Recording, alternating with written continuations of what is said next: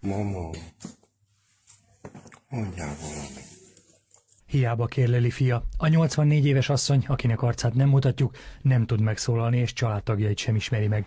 Családja azt állítja, akkor romlott hirtelen az asszony állapota, amikor kórházba került. A kórházba kerülés követően gyógyszeres beállítást alkalmaztak nála, eszközöltek.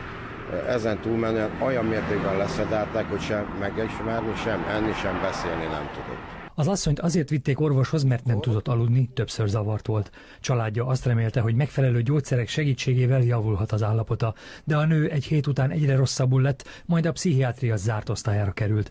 Itt fia állítása szerint valamilyen fertőzést kaphatott el, testén egyre csúnyább sebek lettek. Az orvosok a családnak azt mondták, hogy az asszony érszűkületes, és emiatt az egyik lábát is amputálni kellett.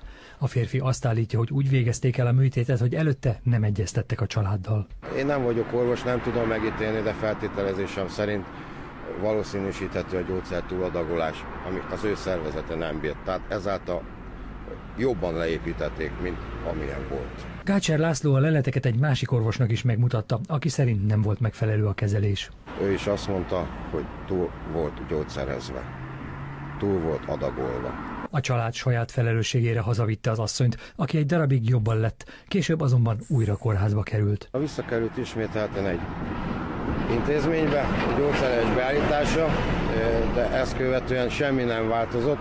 Most emelték az adagját, vagy nem, azt nem tudom pontosan megmondani, de a legnagyobb hiba az, hogy tüdőgyulladással hazaengedték. Sajnos.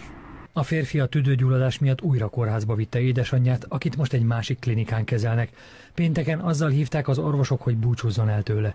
A férfi a történtek miatt feljelentést tett. A rendőrök foglalkozás körében elkövetett gondatlan veszélyeztetés miatt indítottak nyomozást. Az asszonyt kezelő klinikai központtól azt írták híradónknak, hogy ők nem tudnak az eljárásról.